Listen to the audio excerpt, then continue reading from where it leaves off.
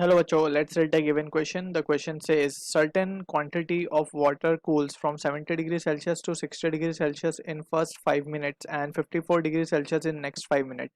The temperature of the surrounding is option A है 45 degree Celsius, option B 20 degree Celsius, option C is 42 degree Celsius, option D is 10 degree Celsius. So इस question में we can say we can apply Newton's law of cooling over here. So Newton's law of cooling के हिसाब से we can write, let suppose as per the statement the rate of cooling, कोई एक अगर hot object को हम surrounding में रख दें, सो रेट ऑफ कूलिंग जो है is given by or we can say it is directly proportional to the difference in temperature, that is temperature of body minus temperature of surrounding. So this is the general statement of Newton's law of cooling. अब इसके बाद let's consider a case. Let's say we have a body and इसका initial temperature है Ti and after some time T we can say इसका temperature हो गया है Tf. ठीक है. सो इसका रेट ऑफ कूलिंग हम कैसे लिखेंगे? इसका रेट ऑफ कूलिंग हम लिखेंगे Ti minus Tf upon T. ठीक है ना. And according to the law जैसा हमने ऊपर देखा, उसका rate of cooling is proportional to what? Tb minus Ts. Alright. अब यहाँ से we will remove the constant proportionality sign and हम एक कांस्टेंट इंट्रोड्यूस कर देंगे यहाँ पे, जिसको हम रिफर करेंगे K and Tb minus Ts. अब K जो है यहाँ पे कांस्टेंट है and it depends upon the nature of the surface and area. ठीक. अब यहाँ से वी कैन से अगर हम देखें टेम्परेचर ऑफ बॉडी, अब हम क्या डाल सकते हैं? Temperature of body is not constant over here, it is continuously getting reduced.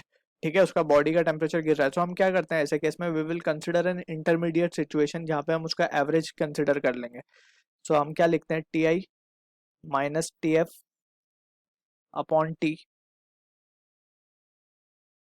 And that will be equals to K. अब इसका एवरेज लेना है हमें. सो एवरेज क्या कैसे लिया जाएगा? Ti plus Tf by 2 and minus of Ts. So this is what the expression we will be using over here.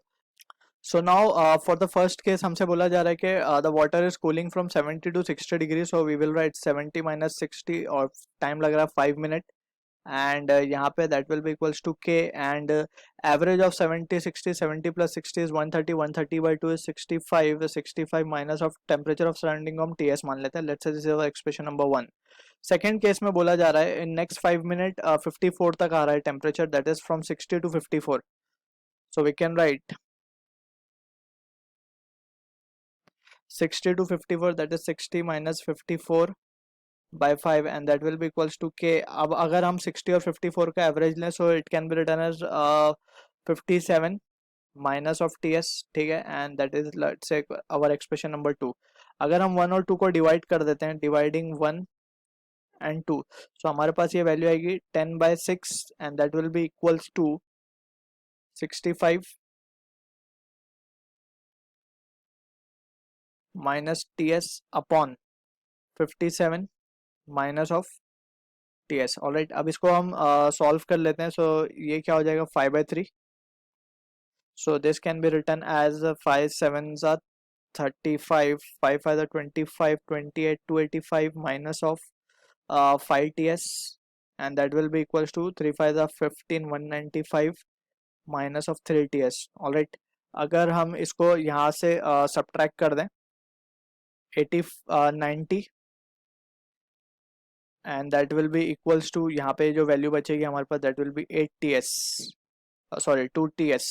ठीक है.